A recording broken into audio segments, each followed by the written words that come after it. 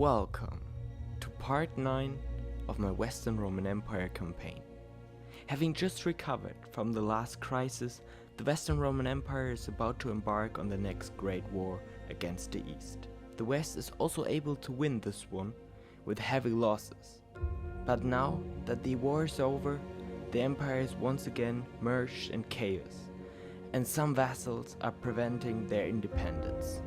Now, these vassals must be defeated and the two empires united under one title.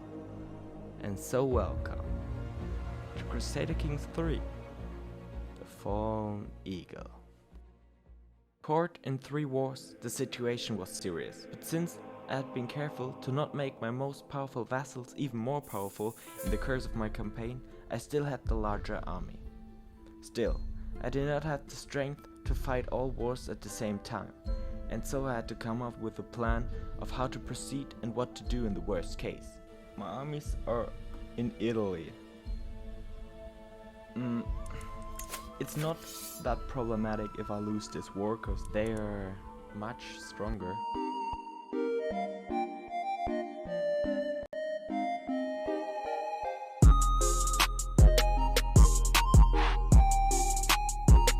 I wouldn't lose that much land. I could reconquer that.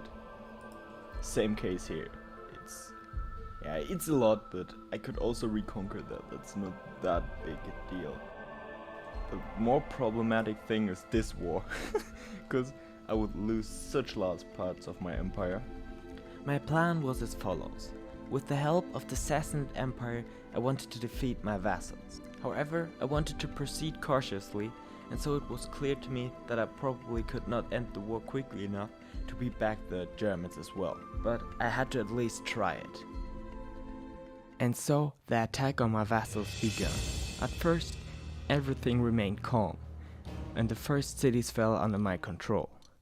But I had to be careful, because if I spread my armies too far, they could quickly be intercepted and destroyed separately from the main army. Eventually, the armies met. At first, a small army of mine was intercepted on a hill, but it was able to buy enough time for my main army to enter the battle. Together with the Sassanid armies, I managed to win the first battle.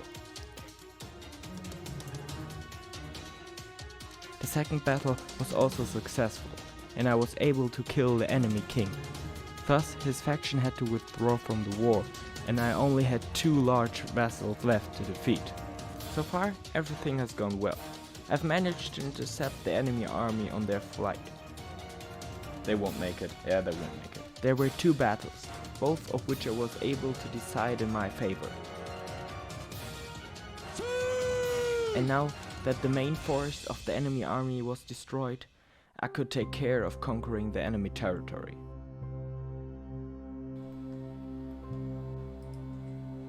But this war is actually won. I mean, they got 3,000 soldiers. They can't do anything. With only 3,000 men and 1 kingdom against me, the war against my vassals was as good as won.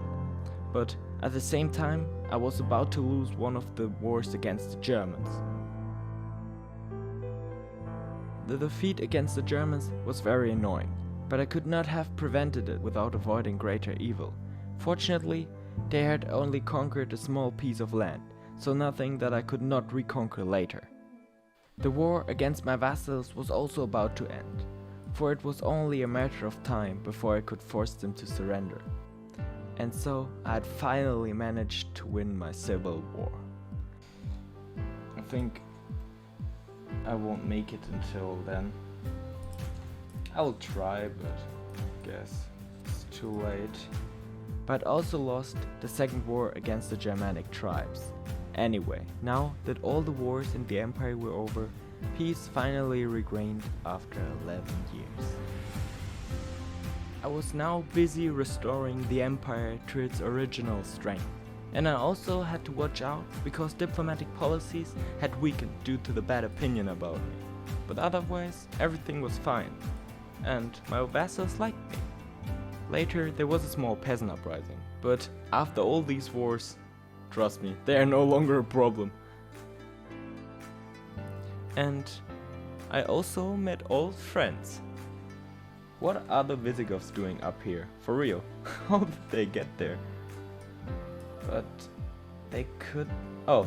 Who can say where the road goes, where the day flows, only time.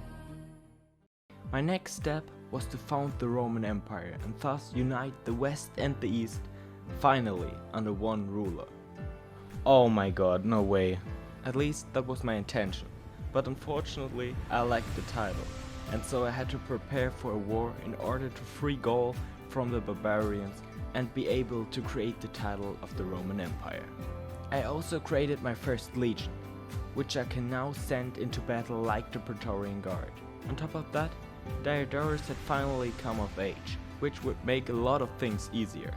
I could also reclaim Constantinople, which I did, and over time the empire had recovered from the wars, and when my wife became pregnant, I felt ready to attack the barbarians to reclaim the land they had conquered. Let's do this. In addition to my normal soldiers, I was finally able to use my holy order and my new legions in this war. The barbarians could do little against my superior numbers. I hunted down their army and occupied their cities. I was able to decide almost all the battles in my favor, and with the conquest of the enemy capital, my victory was achieved. But I also received information that one of my vassals was laying a claim on the Western Roman Empire. So I had to get rid of him as quickly as possible.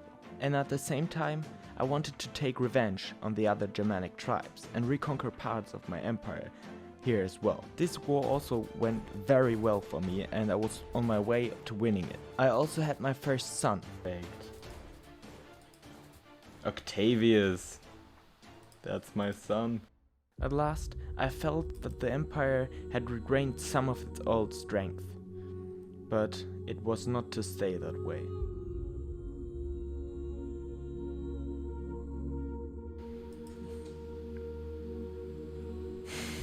For real?